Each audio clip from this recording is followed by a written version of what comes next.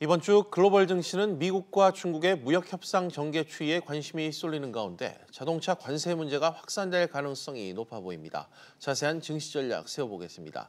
KTB 투자증권 영업부 이성원 과장과 전화로 연결돼 있습니다. 과장님 안녕하세요. 네, 안녕하십니까?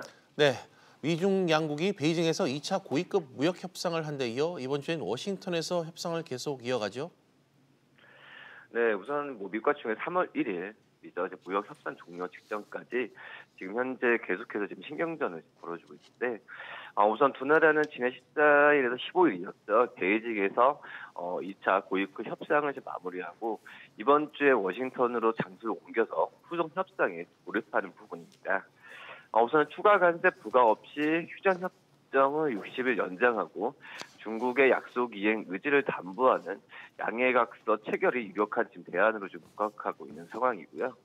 우선 그 전에 트럼프 미국 대통령이 좀 긍정적인 발언을 해놨습니다. 우선 협상단이 중국에서 매우 생산적인 미국 협상을 마치고 돌아왔고, 이제 어떤 그 세부 사항에 대해서 보고할 거라고 지금 얘기를 했는 상태고요. 그동안 중국이 수십억 달러를 관세 형태로 미국에 지불해왔던 부분을 좀 강조하면서 어떤 지금 현재 협상에 대한 부분에 있어서 좀 긍정적인 좀 그 결과를 갖고 왔다라는 걸 좀 자신하는 모습을 좀 보여주고 있습니다. 이런 입장을 본다고 한다면 우선 무역 전쟁이 재현되는 최악의 상황은 피해가는 상황이 피해가지 않을까 판단이 되고 있고요.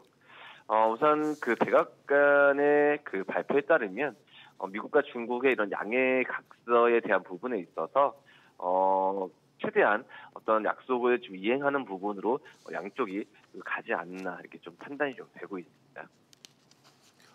네, 미국이 수입 자동차에 고율의 관세를 부과할 가능성이 상당히 높아진 가운데 한국산 자동차에 대한 관세 면제 여부가 지금 주목받고 있습니다. 만약 관세 부과가 결정되면 자동차 업계는 직격탄을 맞는 거 맞죠? 네, 맞습니다. 우선은 이 자동차 산업 같은 경우에는 트럼프 대통령이 가장 크게 좀 신경을 쓰는 산업 중에 하나이기 때문에 우선 자동차 수입으로 국가 안보까지도 위협을 받는다라는 게 미국의 어떤 입장이 그런 생각이지 않나 이게 판단이 됩니다. 우선 미국 수출 자동차의 최대 25%에 이르는 고유 관세에 대한 부과 부분 같은 경우에 우리나라 자동차 업계들 같은 경우에도 지금 긴장을 하고 있는 상황인데요. 트럼프 대통령은 그 작년이죠. 외국산 제품이 미국 안보에 위험한 영향을 미칠 경우에 고율 관세로 수입을 제한하는 부분은 항상 미국 무역 확장법이죠. 232조를 앞세우면서 자동차 수입을 규제하겠다는 뜻을 여러 차례 밝히기도 했습니다. 그래서 이번에도 이런 걸 근거로 최대 25% 이르는 관세를 부과를 하지 않을까 가능성이 좀 제기되고 있는데요. 우리나라 국내 완성차 5개 업체 가운데 쌍용 자동차를 제외한 업체들은 모두 미국에 자동차를 수출하고 있습니다.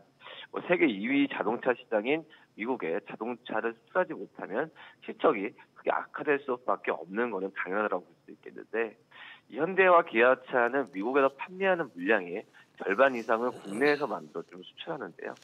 현대자동차 같은 경우에는 미국에서 판매한 작년에 67만 대에서 32만 대가 한국산 제품이고, 기아차 같은 경우에도 미국 판매 차량 58만 대 가운데 26만 대를 한국에 수출하고 있습니다.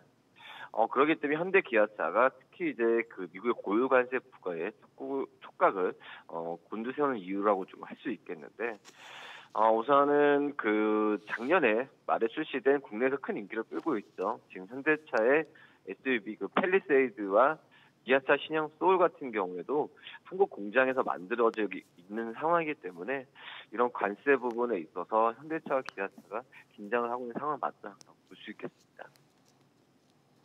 네, 과장님 또 이번 주에는 미 연준의 1월 FOMC 의사록이 공개됩니다. FOMC 의사록을 포함해 증시에 이번 주 영향을 줄 수 있는 이벤트들 짚어주시죠. 네, 이번 주 같은 경우에는 역시 의사록이 가장 큰 핵심이라고 좀 볼 수 있겠고요. 우선 의사록 발표는 수요일입니다. 수요일 날 1월 FOMC 의사록이 발표되고 또 일본의 1월 무역 수지가 같은 날 좀 공개되는 현재 상황이라고 좀 볼 수 있겠고요.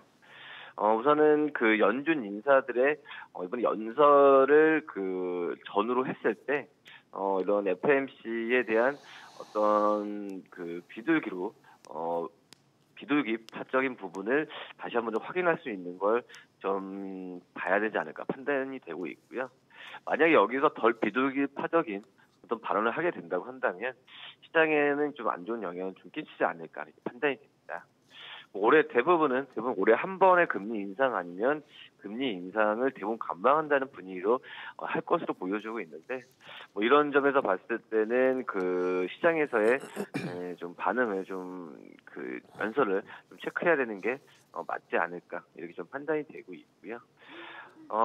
그렇기 때문에 지금 현재 그 미국 금리에 대한 어떤 방향성을 제시를 이번 연설을 통해서도 다시 한번 확인을 하지 않을까 이렇게 좀 판단이 됩니다. 네, 마지막으로 최근 연일 상승세를 달리는 코스피. 지난 주말 2200선 안착에는 실패했는데 이번 주 재탈환 가능성, 증시 전망 한 말씀 부탁드립니다.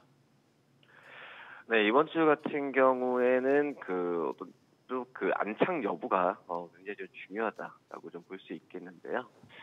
우선 코스피 지수는 2190선을 어떤 최하로 생각을 하고 2200을 돌파하면서 2160선까지도 갈 가능성은 충분히 있다라고 좀 판단이 되고 있습니다.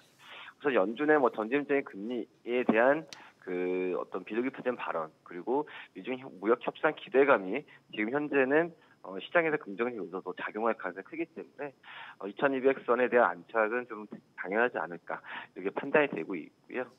우선 외국인 투자자들이 6거래일 연속 좀 순매도 행렬에 나섰는데 기관의 매수가 나타나면서 주가 하락을 좀 저지했습니다. 우선은 외국인의 패시브 자금 매수세가 다소 둔화되는 흐름으로 좀 파악은 좀 되고 있고요.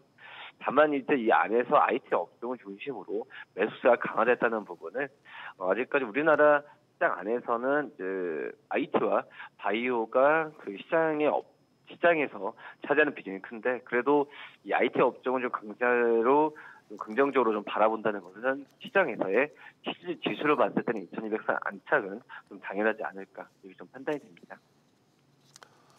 네, 지금까지 KTB 투자증권 영업부 이성훈 과장과 이야기 나눠봤습니다. 과장님, 오늘 말씀 고맙습니다.